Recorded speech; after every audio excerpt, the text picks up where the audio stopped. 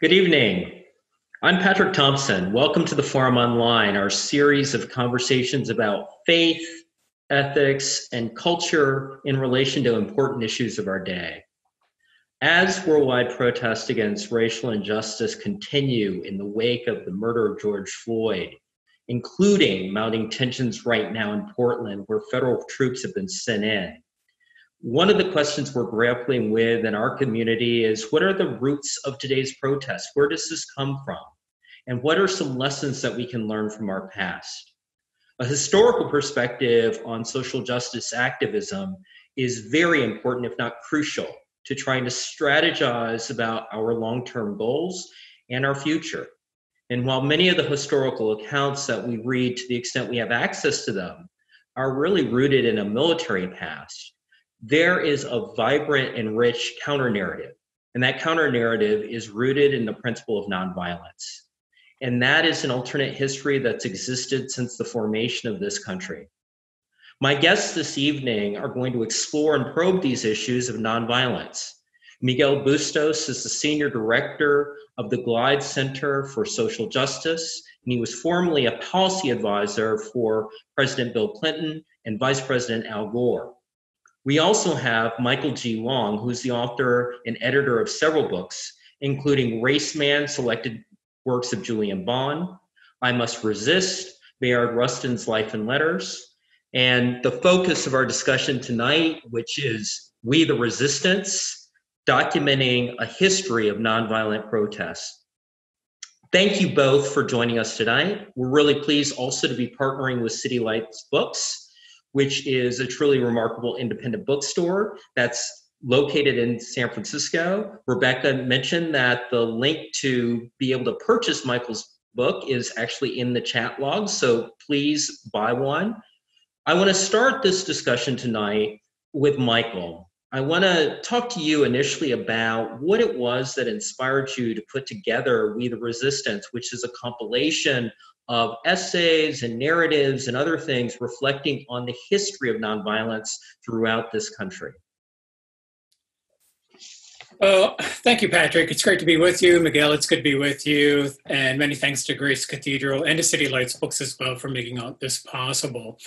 One of the things that inspired me was just the presence of nonviolence in my life.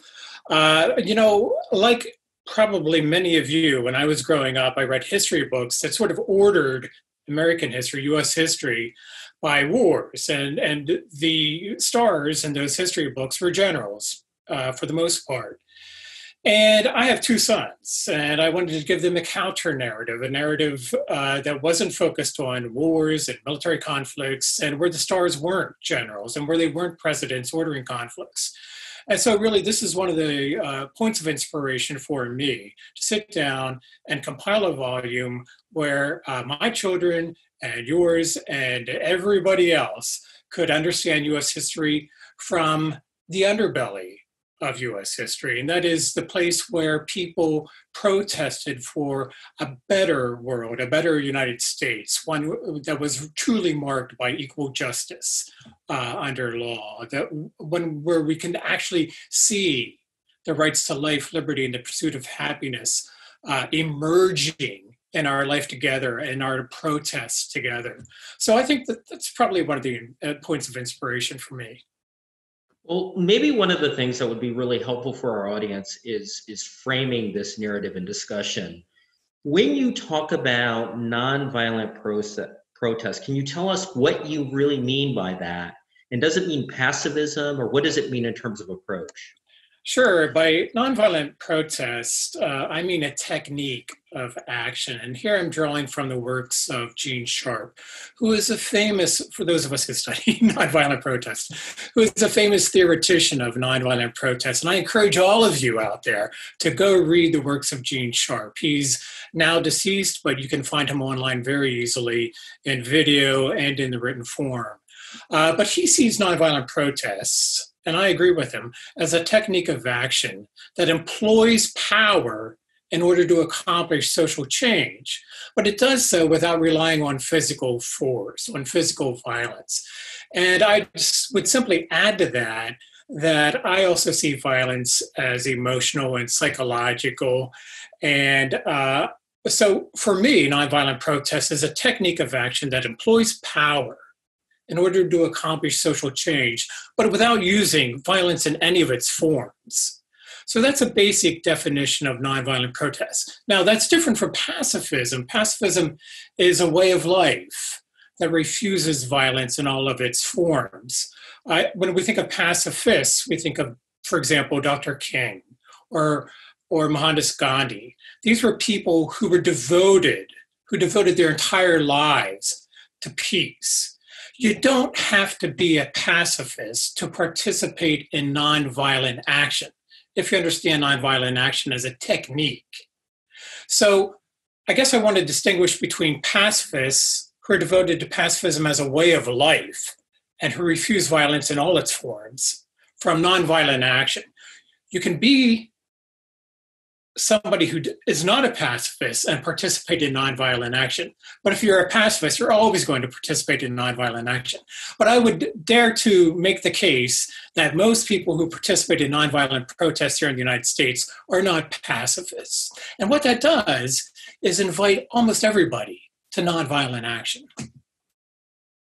Everybody is capable of nonviolent protest. When we look at these issues in the context of your book, you've traced a history over the course of about 600 pages. Can you provide us some examples of this distinction of what you mean by nonviolent protests and examples that we can really grab onto over these eras so we can have a context for your perspective? Sure. Nonviolent protest really runs the gamut from writing letters to the president, for example, to occupying Alcatraz Island, as the Native Americans did in the 1970s. So there are all these different forms of protest. Some are largely symbolic, marches, rallies, writing letters, and then there are more direct ways, and these are ways of non-cooperation. And here you might think of boycotts, Montgomery bus boycott of 1955 and 1956. And then you can ramp up these forms of protest to something like occupations. And here we might think of the Occupy movement or the occupation of Alcatraz, as I mentioned. But there are all these, Gene Sharp lists over 190 forms of protest, and you can find all of them in US history. Now, if you want to talk about the roots of the George Floyd protests and the protests that also raised the name of Breonna Taylor, we can go way back to slavery and see that the slaves were protesting brutality at that point as well. So I think there's a line between the protests that the slaves undertook and the George Floyd protests. And there are tons of points in between. But look at slaves. There were violent insurrections in the 1720s carried out by slaves who really wanted to overthrow the institution of slavery, and those were largely unsuccessful. But there were also nonviolent protests, and these included petitioning church leaders. These included stealing tools. These included feigning sickness, running away. But they also included more violent ones as well. So if you look at those nonviolent protests in slavery, you can trace those as they advance forward to the George Floyd protests. One of my favorite protests, for example, happened in 1917. It's the Negro Silent Protest Parade that protested brutality against Black Americans. And it arose especially out of those riots in East St. Louis that we recalled recently in the media. That protest parade happened against all odds down Fifth Avenue in Manhattan in 1917. 10,000 Black Americans bucked the trend and decided that they were going to gather together. Just Black Americans, no white Americans in this parade. Just Black Americans. It was conceived by James Weldon Johnson of the NAACP. 10,000 Black Americans gathered in Upper Manhattan, and they marched down Fifth Avenue. It's a silent parade. It's not loud. People don't talk. There are just drummers leading the way. It's this incredibly powerful moment in US history. And they're testifying to the unspeakability of violence against African Americans at this point in history. They're not allowed to gather at the end for a rally. That's been decided by the white powers in New York City. But when they get to the end of that long parade of silence, and I want to back up and say, leading the way are hundreds of boys and girls. Leading the way, hundreds of girls dressed in white dresses and white shoes and white bonnets. And then behind them are hundreds of Boy Scouts who are handing out flyers to people wondering why everybody's parading. And then behind them are women, and then behind them are men. When they get to the end of that powerful parade, some of them go their way, but many of them just stand there and let out this huge yell.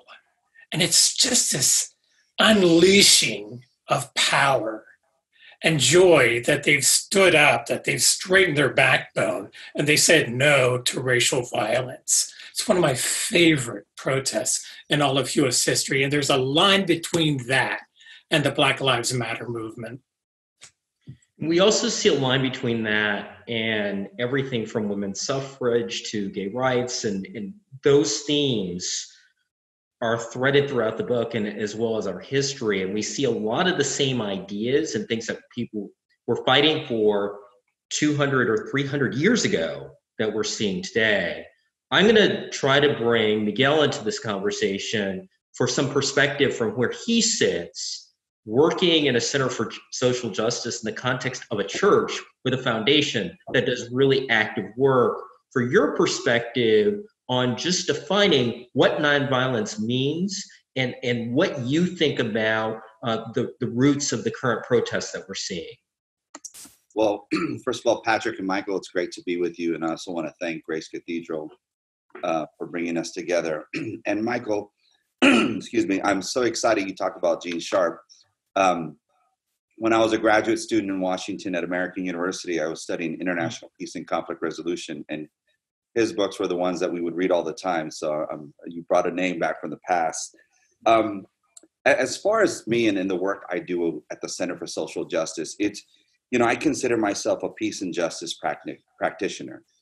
I look at the world in a way in which we all have enough to work with in this country and in this world. There's enough land to make food, to create food. So it's not a zero-sum game for me. It's really about how do we work together to make sure that there's equality in this world. And when I look at nonviolence, it's really, to what Michael was saying, it really is about a way of life. It's about how do you see one another. Barbara Lee said days after 9/11, when there was a bill before the House, she said, "Let us not become the evil we deplore." And so if I don't want violence brought to me or to anyone I love, then why would I do that to somebody else?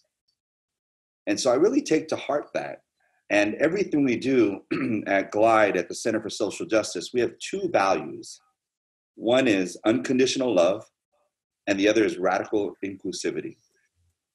So what that equates to is it's going to take all of us to bring about justice, right? Oftentimes we get asked to participate in protests or marches or, other battles. And, we tend to look at, okay, so for us, we don't see an enemy, meaning we got to work with one another to make things happen. And so what a nonviolence process does for us, it allows us to really show people that we care about love. And we care about seeing the intrinsic value in every single person. Not too long ago, there was a story during one of our Sunday celebrations. And they had three gentlemen come into the Sunday service, and they sat in the front, and they had SWAT stickers on their foreheads. And they walk in, they sit down, and everyone's about to go crazy.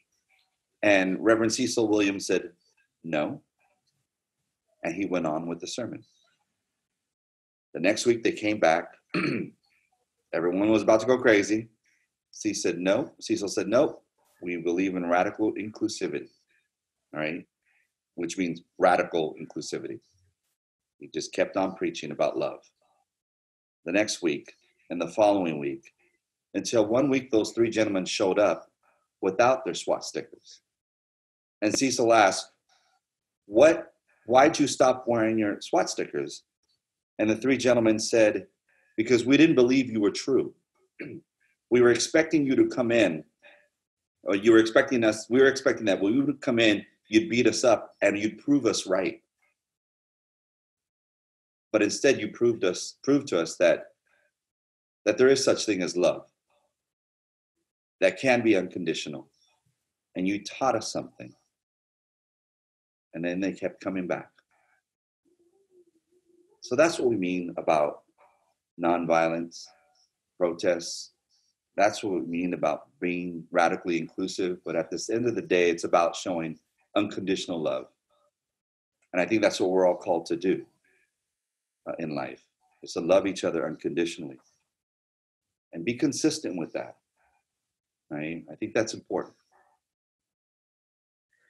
Well, one of the things we do at Grace each year is we have themes that guide the course of the year.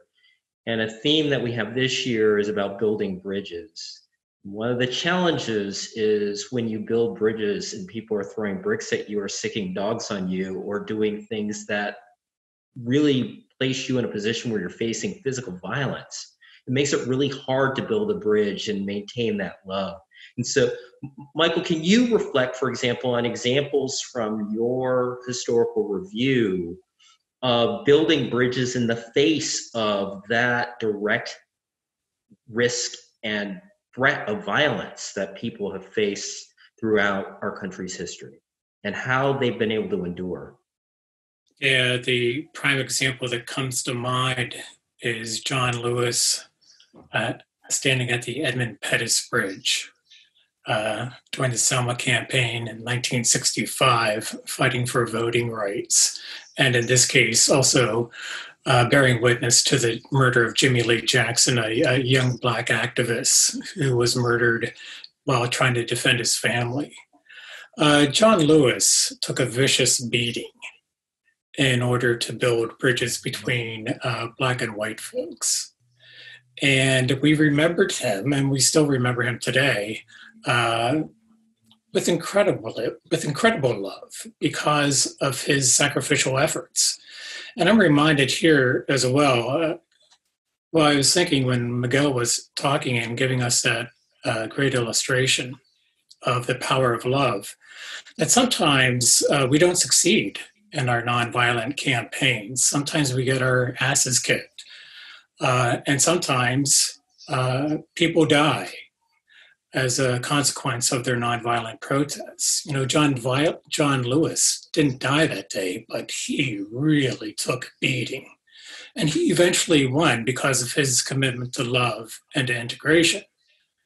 But there are people, and I'm reminded here, especially because I'm talking with people from churches, who die. And here I'm thinking of Jesus, who was committed to a way of life where we celebrate peace. I mean, he is the Prince of Peace, according to many Christians. He's the one who taught us to turn the other cheek, to love the enemy, to forgive. And yet, how did he die? He died on a cross, right? He was killed by the government. So nonviolence takes a lot of courage. It's not for the weak of heart.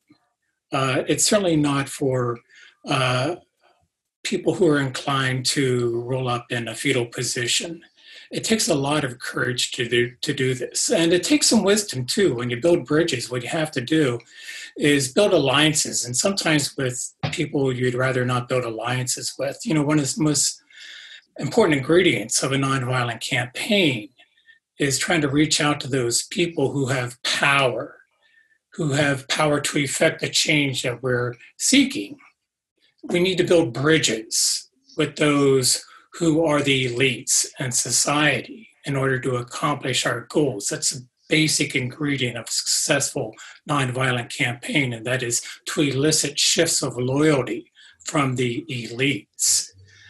And to do that, we really need sometimes to move from protest to politics. and to move from the streets to the corridors of power. And this is controversial, I know, with a lot of people who embrace nonviolence who embrace nonviolent protests. But sometimes we need to leave the streets, go into the corridors of power, and get some dirty hands so that we can win what it is that we're after. And sometimes winning requires building bridges with those we just don't like. Well, let's talk about that issue of winning and what that means. We sit here in San Francisco in an environment where we have had an infusion of a perspective in the technology industry. And they want to measure everything. And they want to use metrics, all of which are skewed in favor of looking at what is the result, what is the outcome that we can measure now. And Max Weber, the German sociologist, talked about the idea that was much more aspirational. What's possible would never be achieved in this world if people had reached for the impossible. I'd like to hear from you about what does it mean to reach for the impossible, and how do you measure success when we look at nonviolent protests? Wow. Okay. So I can give you some ingredients for a successful nonviolent protest, and then maybe I can talk about aspiring for the impossible. So there are some basic ingredients for nonviolent protest to be successful. One is that it needs to be broad-based, right? It needs to cut across different demographics. And one of the beautiful things about the George Floyd protests is that they are the most broad-based we've seen in U.S. history. Here I'm drawing from the work of Erica Chenoweth, a social scientist who studies nonviolent protests. And she's pointed out, along with her colleagues, that the Floyd protests are the most broad-based. That's beautiful because it's an important ingredient for being successful in our nonviolent protests. Another important ingredient is that they need to occur over a long period of time. So they need to be sustained. That's not easy, especially when you're occupying something. Sustaining a movement over a long period of time is a real challenge. Another ingredient is, as I mentioned before, we need to elicit loyalty shifts. We need to build alliances with those in power who can help us accomplish our goals. Then a final ingredient is to remain nonviolent in the face of repression. It's easy for us, as Miguel was saying, to mirror those who are violent, but we don't want to become like them. We want to remain nonviolent in our protests because as soon as we begin to have violent flanks in these protests, and you saw this with the George Floyd protests, the message shifts. It shifts from our goals, from our common goals, to a focus on those who are being violent. It muddies the message. So there are some basic ingredients for the success of a nonviolent protest, and we can see these ingredients in various campaigns through history. And I'm reminded that I'm supposed to hold up my book every now and then. City Lights told me, Stacy Lewis, who is here with us today, told me this, We the Resistance. So check that out if you would. You can see a link in the chat.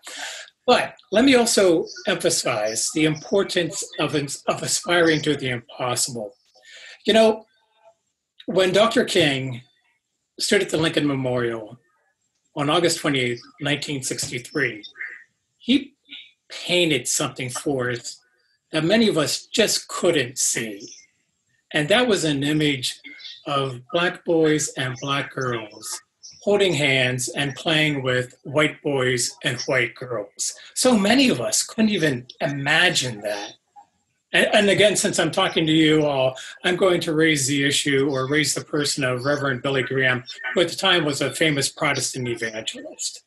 And he said, only when we get to heaven will we see Black children and white children playing together. He couldn't conceive of it here, right now, in this moment in US history. But Dr. King could. And he painted for us what was impossible. And when he did that, he gave us something that we could act on. How is it, we began to think, how is it that we can get to that image that Dr. King had, and it was an incredible image. So when you have the image of the impossible, then you can begin to ask what concrete steps I need to take to get there. Now, Dr. King himself was not a great planner. Bayard Rustin, who planned the 1963 March on Washington for Jobs and Freedom, said that, well, Dr. King was a great dreamer, but he really couldn't organize vampires to go to a bloodbath. That wasn't Dr. King's gift. So we have to tap into those people who have the gifts of planning, those grassroots people out there in San Francisco and other places who know how to plan a march, who know how to plan a protest.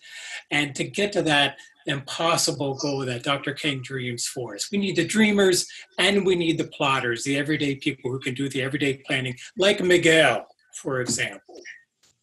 Well, I'm going to let Miguel jump in, but one of the things I want to ask him specifically is there are different visions of what an ecumenical religious life look like.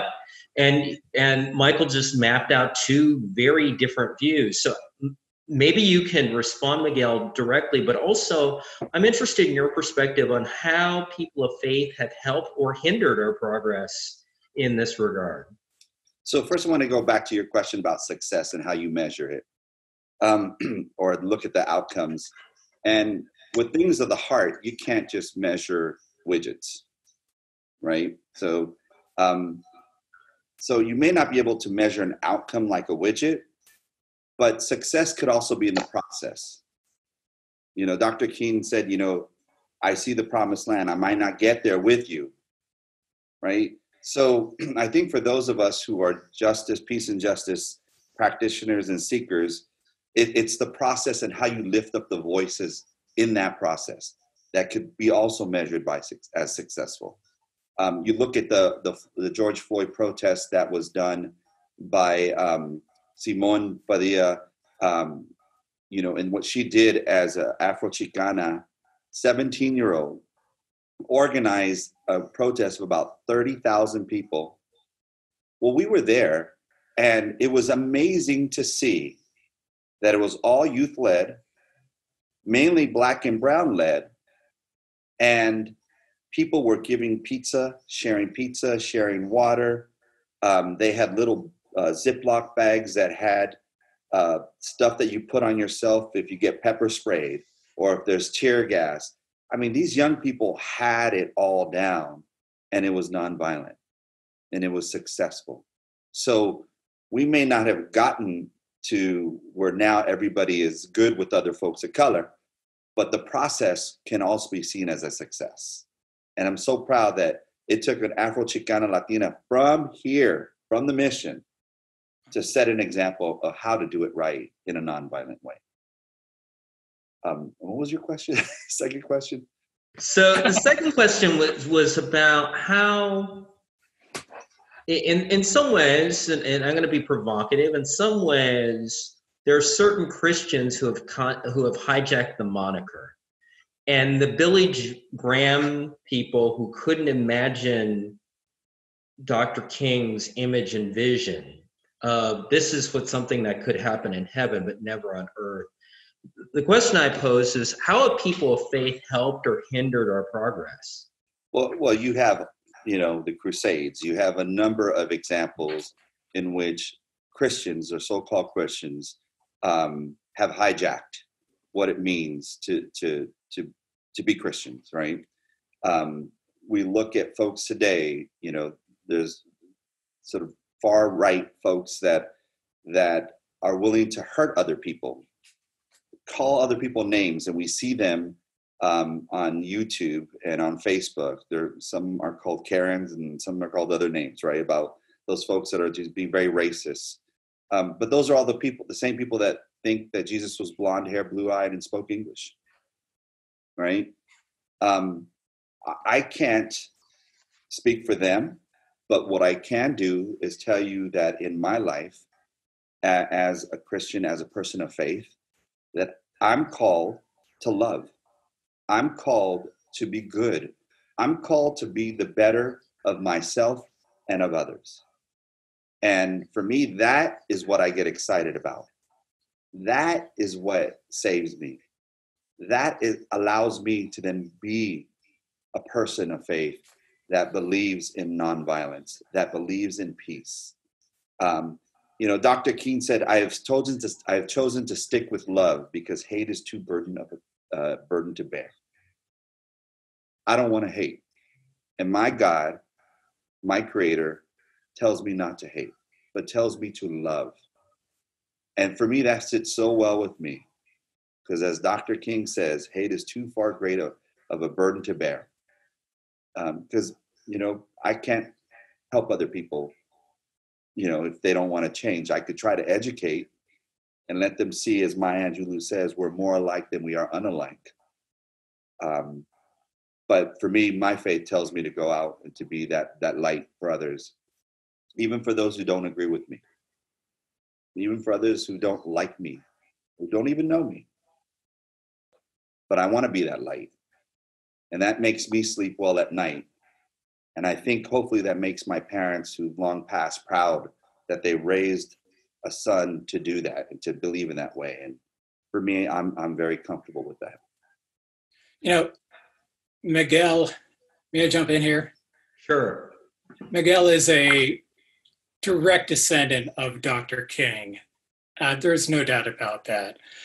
Let me say that one of Dr. King's challenges was to fight against a religion that sort of numbed people. Karl Marx defined religion in part as an opiate of the masses. Some religions, some forms of religion, focus people's vision on the by and by, right? On the heaven to come, on the reign of God out there beyond a life here. And what Dr. King had to do was to shift that focus. And he would say, it's okay to talk about heaven over yonder, but I want the good stuff that's happening right here. And so his challenge was to shift the vision of the good life to what he thought God wanted for God's people right here and right now. And what was that? Well, that was liberation.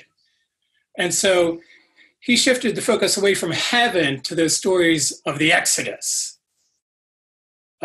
which are problematic in some ways, but it's the story of God freeing the slaves. It's a violent liberation. There's no doubt about that in the book of Exodus. But that was King's main challenge. Karl Marx also said that religion is the sigh of the oppressed. And I really love that language.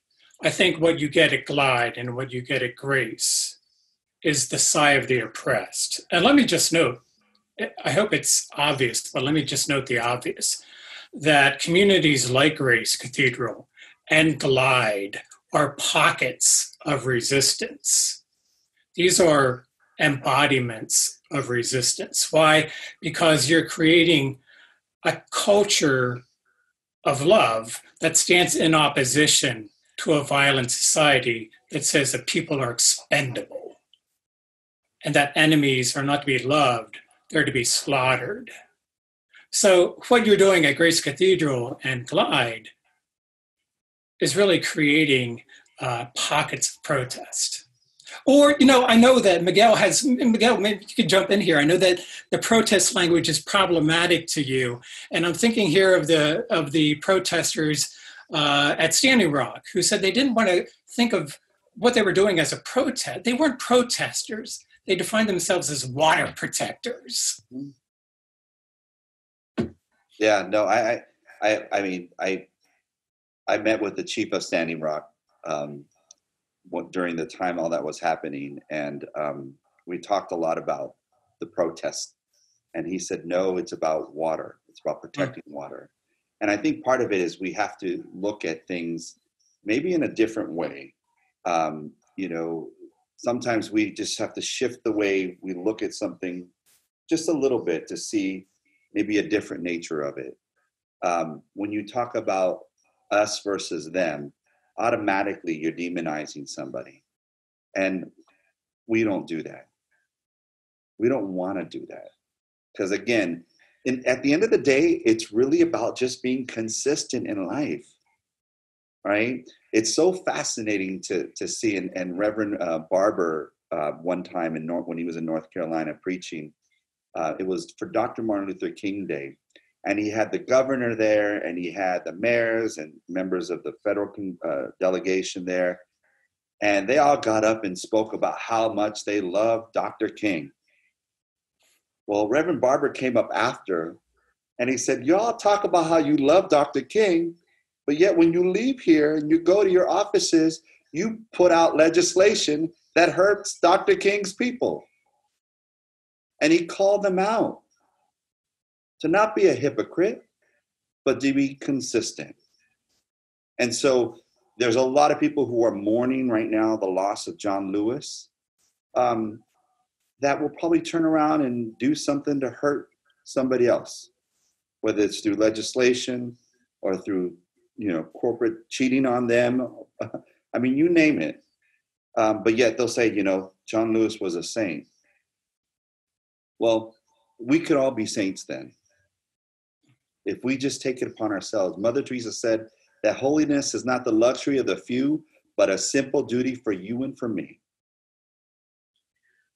So if we truly believe in a nonviolent way, and we truly believe in loving everybody, then we have to be consistent about it. We can't say, oh, you know what, they hurt me or they hurt somebody, now let's go beat them up. Because then we go back to become the evil we deplore. And then that turns it into a vicious cycle. As in one of my classes in graduate school, we talked about moral jujitsu, which is the whole idea of just standing down the person who's coming at you. And at some point they realize that what they're doing is not working. And in reality, they see the strength in you.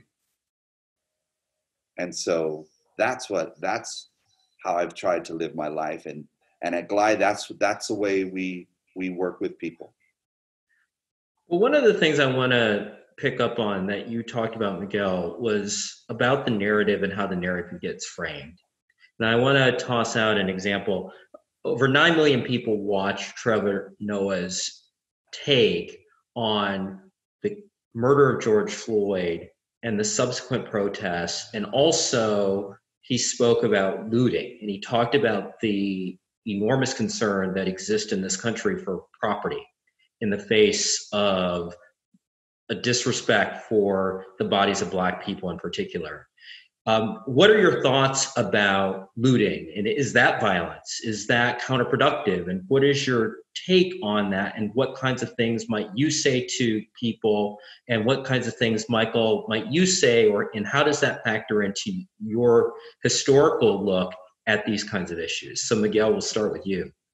I just would say, or I would ask, how does that further the cause? How breaking into a small business that probably has provided wonderful service in a community, how does that further a cause? At the end of the day, you got to ask that. And the person's going to decide no matter what. But I feel I need to ask so that I understand. And maybe by me asking, others will understand. That what do we want to do here? And we've seen in the mission, there was a few years back, the violence during a protest and the looting. And let me tell you, I was looking, and most of the folks that were breaking into were not from the community. We're a tight group here in the Mission District. It wasn't our folks doing that. But I was proud of the people who were there that didn't do that. Michael, what is your perspective on the looting, and have we seen examples of similar framing by others over the course of this history? Yes, we have seen a lot of looting in U.S. history. If you want to see some of the early looting, let's go to the Boston Tea Party.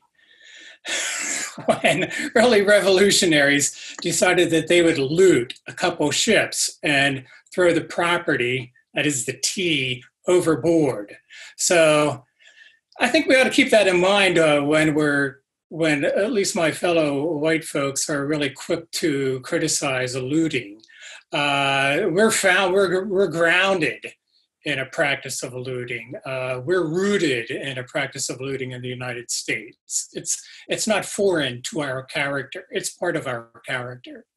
But I want to just sort of echo Miguel's comments, and I'll do it by going to Dr. King during the Watts riots of 1965. I hope I got that year right.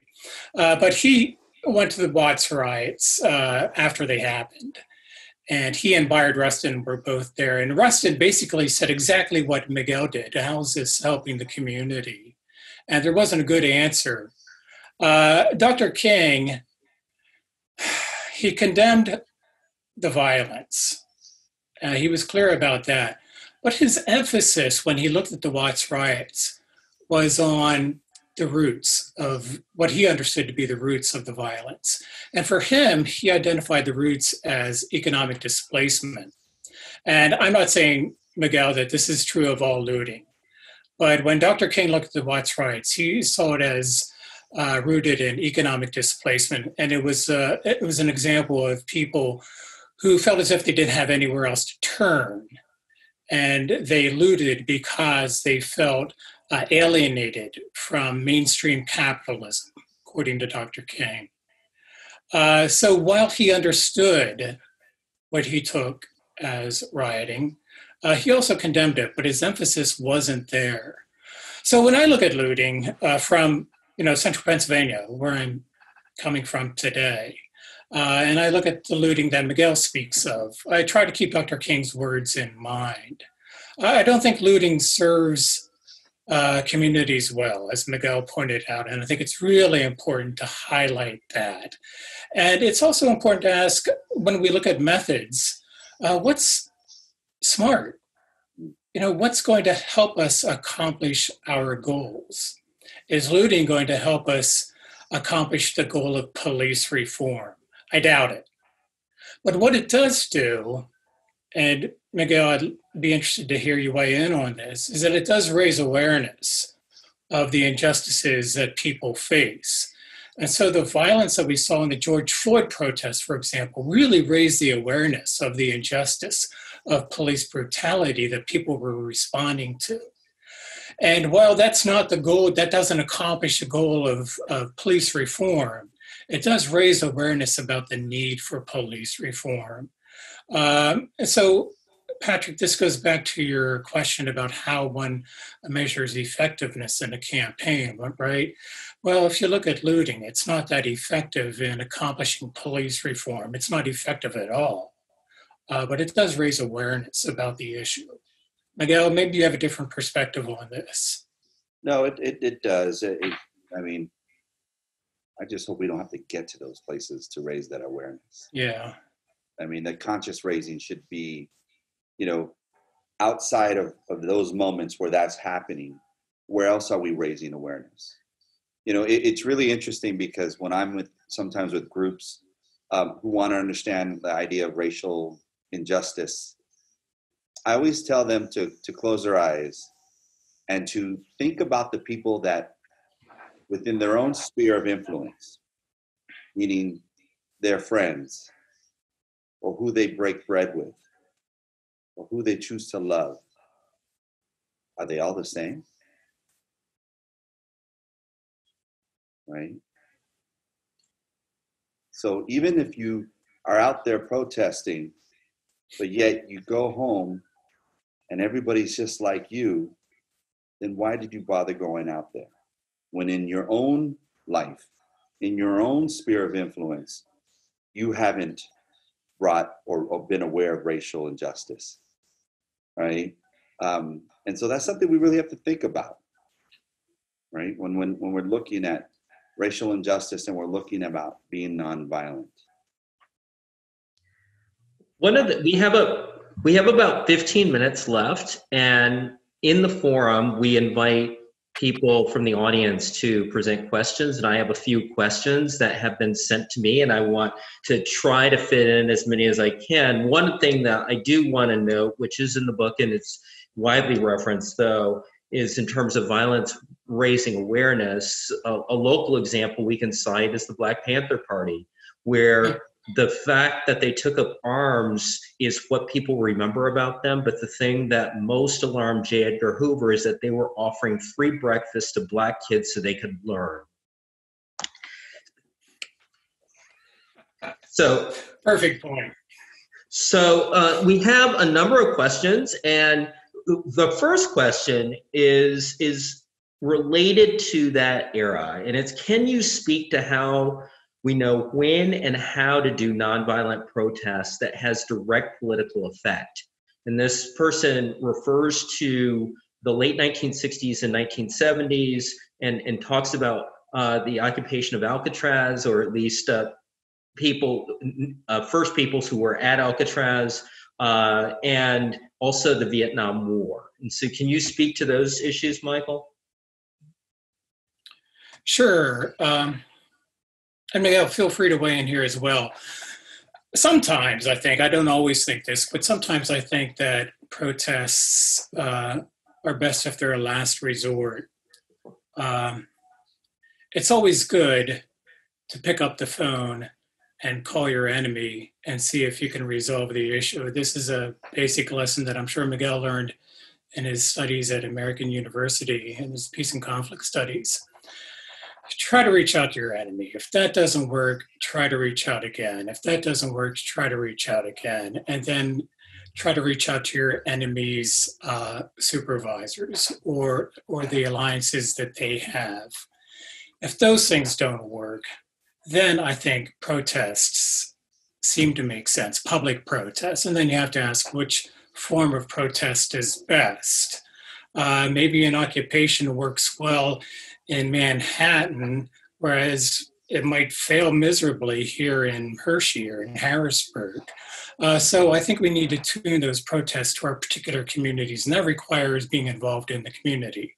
So first thing, get involved in your community and know what it's like and know what it can withstand and what it can't withstand. So there are some general rules for when to turn to protest, and I think the basic one is as a last resort. I'm sure that's a lousy answer to your question, but I hope it gets to some of it. Miguel, did you want to jump into? Yeah, so look, I'm not the biggest fan of all our federal elected officials. I'm not going to name names.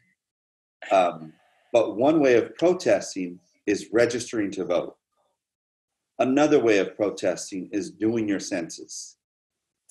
Another way of protesting is voting and getting your whole community out to vote, right? That's a way to do it.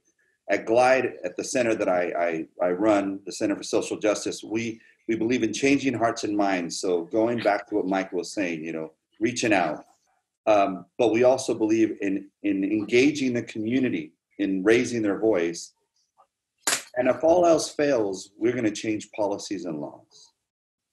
So not all laws are just. And so what we're trying to do is go from the internal to the external and back again. But there's many ways, I think, to be able to say you're protesting that doesn't require you going out and screaming at someone in their face or breaking a window or spray painting at something or having to just go outside and be with groups during this time of COVID, right? There's many ways that we can politically be engaged as protesters, but doing it in nonviolent ways. The other thing I would like to add here, Patrick, if I may, another thing in terms of timing is when your community is humming, and then it's buzzing, and then it seems as if it's on the verge of violence, of turning violent. That's a good time. That's a great time to organize a nonviolent protest. Dr. King came up against this time and again when he recognized that the communities he was working with were about to turn violent. He would tell people, we need to have a march in order to channel this anger constructively. So when you have a sense that your community needs to channel its anger, that's a great time to have a nonviolent protest. So given that, how do you think the pandemic has influenced the uprisings or movement that we're seeing today? Well, one of the interesting things about the movements that are going on today is that they're so driven by social media. And so Facebook, that's old school for young folks, but social media has really driven a lot of the campaigns. And one of the really nice things about social media, Twitter and Instagram and Snapchat and so forth, is that you can call a protest like that. You can say, in my community and in your community, we need to get together tonight, 3 hours from now, at the Capitol, because this is just about ready to happen. Now, this isn't directly related to the pandemic, I understand that. But what the pandemic has done is to force most of us to turn to social media for contacting those who are like-minded about justice and equality and freedom.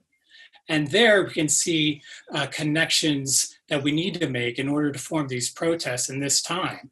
And that's the beauty of social media. Now it has its drawbacks. One of its drawbacks is that it doesn't lend itself well to long-term planning, to the long-term planning that we need in order to succeed in our efforts to create a more democratic society. So it has its downfalls. It can call a protest like that, but it's not really good at long-term planning.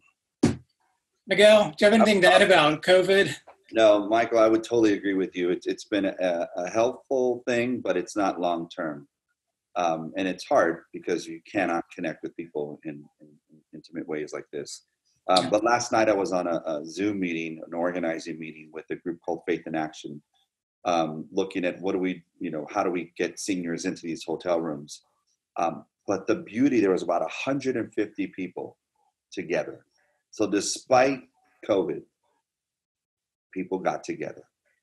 They saw the value of coming together as a beloved community, right? As a community of interest to build that beloved community even better. And so it's helpful, but I think there's this energy you get when you're with people in, say, in a church basement, and you're talking about what we can do to move our agenda of peace forward. There are a couple of questions that relate to an issue that has been palpable for hundreds of years, and it's about economics and protest around economic issues and seeking economic equity. So first question, and I'm going to throw out a couple of these because we don't have much time. Economic boycotts were some of the most powerful forms of nonviolent protests in the second half of the 20th century, particularly thinking about apartheid, but there are those who consider the removal of money to be its own form of violence. And the question is, what are your thoughts? Is looting from Walmart the same as stealing from somewhere else, or is this a response, an active response to the inequities of capitalism? Well, there's a lot in there. We don't have much time, and so I'm just reading the questions. I would just say vote with your pocketbooks. Look what the United Farm Workers did during the Great Boycott. And that's something you can do now. If you don't like the way a product is either supporting something or not supporting something, vote. Don't spend your money. And when you are in an area of influence, like even at Glide, when we hire consultants to help us out, we look for minority-owned businesses to invest our money in. That's a social justice action even there. So where you can, go out and support the community with your dollars, with your work, with your heart, and I think that goes a long way. Michael? The other thing I would do is point the viewers to the Poor People's Campaign that's being led by Reverend Dr. Barber. So check out his site. I wish I had his site in mind right now, but I don't. But the Poor People's Campaign being led by him is focusing on economic injustice. Do I think that boycotts are a form of violence? I don't. Howard Zinn, who's a predecessor of those of us who study peace and nonviolence, focused on violence against physical force against people as being the prime example of violence. And while that's dated now, we want to include the created world, right? We want to include Earth, we want to include animals and so forth in our understandings of violence. I would never go so far as to say that withdrawing our money from a company and making it collapse is the same type of violence as killing somebody we disagree with. So let me backtrack and say, yeah, it might be violent to make a company collapse for a good reason, but there are worse forms of violence. One of the things that you talked about in compiling the book, and you referenced it early in this discussion, is how what early slaves did has a thread to what we're seeing today. You also describe how these movements have branched out in a lot of different areas, whether it is fighting apartheid, whether it's fighting for workers' rights in California, whether it's fighting against child labor law, like for child labor laws, fighting to allow women to determine what to do with their own bodies. All of those, and climate change in the environment, all of those things are part of the same continuum in seeking and fighting for equity. There are those, however, who often get frustrated when they look at media and they reflect on what's going on, and it's easy to have some despair. So as we close, I want to ask each of you whether you're hopeful about the future, and if so, why, and what you might offer us in that regard. Michael? Sure. I'm hopeful about the future, especially when I think about the life and legacy of John Lewis this week. Lewis was one of the best practitioners of nonviolent protest in US history. I hold him up as an exemplar. He's absolutely priceless in his example. And he would often say, when speaking to people who were in despair about protests and their effectiveness, that it's important to remember we've come a long way. There was a time when people like John Lewis couldn't vote. There was a time when Black Americans didn't have the right to vote. There was a time when Black Americans had to sit at the back of the bus. There was a time when Black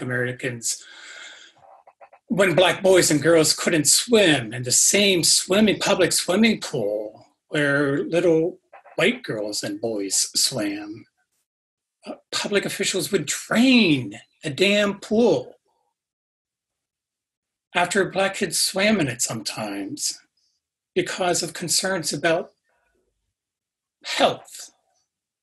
You know, there was a time when Black people weren't allowed to donate their blood for fear of what was in the blood of Black people. We've come a long way from those times, and John Lewis was great at pointing that out because he had lived through those times, right? But he also would say that we've got a long ways to go. But as we look at that long way that we have to go, we can gain hope in knowing that we've also come a long way.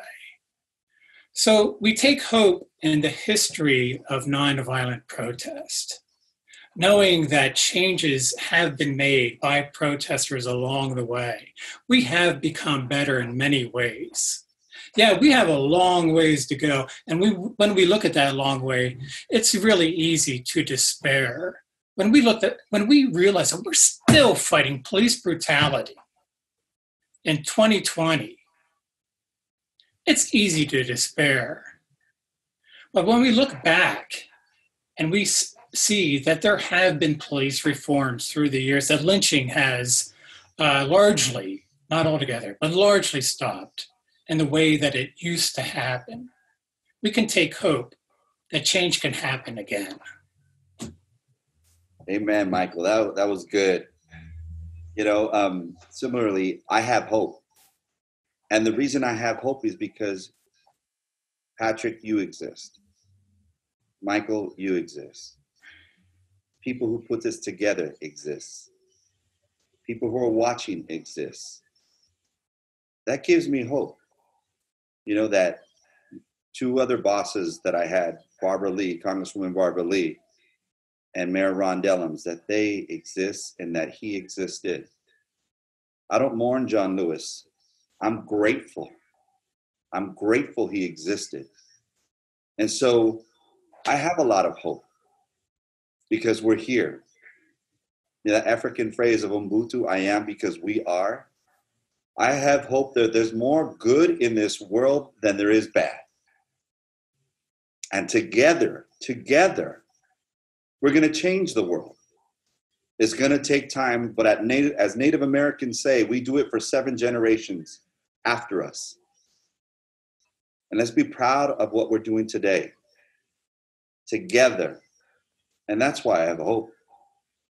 That's why I wake up feeling good, because we're here. And we're going to do this together. Well, Michael, Miguel, thank you both for being here and being with us and sharing your wisdom and your hope. We need it. We value it. And the gratitude we have for it cannot be measured. I am delighted that we were able to have such a great audience tonight with questions and people participating in the forum series online. We appreciate your continuing support. The forum's fall series will begin in September. In the meantime, please explore the other things on Grace Cathedral's calendar for its summer offerings. And one last plug for Michael's book. I encourage you to buy We the Resistance at City Lights. Also, Rebecca Nessel included a link to William Barber's Poor People's Campaign, so you can access that resource and learn more about it.